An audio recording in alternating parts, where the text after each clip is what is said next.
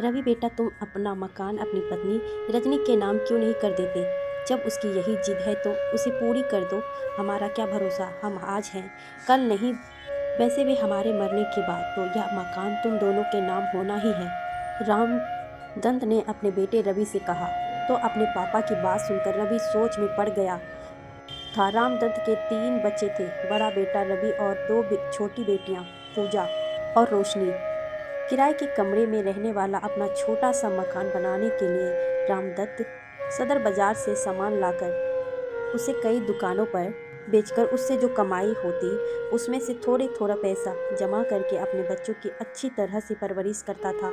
जब उसके पास कुछ पैसा जमा हो गया तब उसने ज़मीन खरीद कर अपने लिए एक छोटा सा मकान बनवा लिया था। शिक्षा पूरी करने के बाद रवि एक प्राइवेट कंपनी में जॉब करता था। पूजा और रोशनी दोनों कॉलेज में पढ़ाई कर रही थी। रामदत्त अपने तीनों बच्चों से बहुत प्रेम करता था। रवि की नौकरी लगने के बाद उसके लिए कई जगह से रिश्ता आने लगे थे, जो खूबसूरत लड़की के साथ साथ उसे दहेज में काफ़ी रकम देने के लिए भी तैयार थे। परंतु रामदत्त दहेज लेने के बिल्कुल खिलाफ था। इसीलिए उसने दहेज लेने की बजाय एक गरीब घर की लड़की रजनी से बिना दहेज लिए यह सोच कर खुशी खुशी विवाह कर लिया था कि रजनी प्रेम पूर्वक उसके घर में सभी सदस्यों के साथ मिलजुल कर रहेगी। रामदत्त और उसकी पत्नी जानकी रजनी ने बेटी की तरह करते थे। उसके खाने पीने और ओढ़ने पहनने में कुछ भी भेदभाव नहीं करते थे। कुछ दिन तो रजनी उसके घर में खुशी खुशी रही, परंतु शादी के 10 दिन बाद ही उसने रवि से यह कहकर सबकी खुशियों पर ग्रहण लगा दिया कि यदि अपना मकान मेरे नाम करेंगे तो मैं तुम्हारे साथ रहूंगी, नहीं तो मैं यह घर छोड़कर चली जाऊंगी। पत्नी की बात सुनकर रवि आश्चर्यचकित हो गया था। उसने रजनी को मकान अपने नाम नहीं करवाने के लिए समझाने का बहुत प्रयास किया, परंतु रजनी अपनी जिद पर ही अड़ी रही।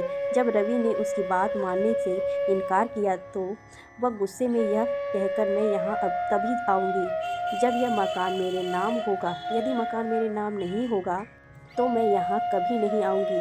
बैग में अपना सामान पैक करके अपने मायके चल गई। जब रामदत्त को रजनी के उसके मायके जाने का कारण पता लगा तो वह रवि से अपना मकान उसके नाम करने के लिए कहने लगे थे। पापा की बात सुनकर रवि कुछ सोचते हुए बोला, पापा, आपने और मम्मी ने तो उसे बेटी की तरह प्यार दिया था। मैंने भी उसे प्यार और सम्मान देने में कोई कमी नहीं की। जिसकी नज़रों में आपके और मेरे प्यार की कोई कीमत नहीं, वह आपके द्वार दिन रात मेहनत से बनाए गए मकान की कीमत क्या समझेगी? यदि मकान उसके नाम करने पर उसने मकान बेचकर आपको, मम्मी और मेरी बहनों को घर से बेघर कर दिया तो मैं खुद को कभी माफ़ नहीं कर पाऊंगा। जो औरत इंसान से ज़्यादा मकान से प्यार करती हो वो कभी विश्वास के लायक नहीं रहती। यदि उसे मुझसे जरा सा भी प्यार होता तो वह किसी भी कीमत पर मकान के लिए मुझे छोड़कर अपने मायके नहीं जाती, बल्कि मेरे साथ रहती। जिस औरत को मुझसे रत्ती भर प्रेम नहीं, मैं किसी भी कीमत पर उसके लिए अपना मकान नाम नहीं करूँगा। यह मकान हमेशा आपके और मम्मी के नाम पर ही रहेगा, क्योंकि मुझे आपसे सच्चा प्यार है, मकान से नहीं। बेटे की बात सुनकर रामदत्त निःशब्द हो गए थे।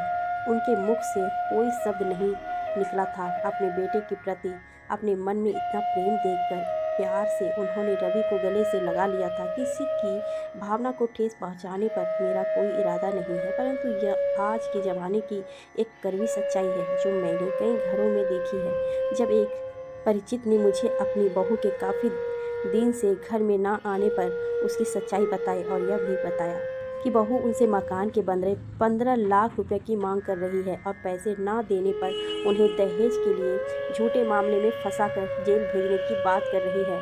तो मन यही सोचने पर मजबूर हो गया कि माता पिता अपनी बेटियों को कैसी शिक्षा देने लगे हैं, जो चंद पैसों के लिए लालच में अपनी बेटी का घर ही उजाड़ देते हैं। ऐसा करने से सिर्फ बेटे का घर ही बर्बाद नहीं होता, बेटियां का जीवन भी बर्बाद हो जाता है। यदि बेटियां का घर बसाना है तो उन्हें ससुराल में घर अपने नाम करवाने की बजाय पति और परिवार के अन्य सदस्यों के साथ प्रेम से मिलजुल कर रहने की शिक्षा दे, तभी घर स्वर्ग बनता है। अन्यथा ऐसा करने से घर जहन्नुम बन जाता है।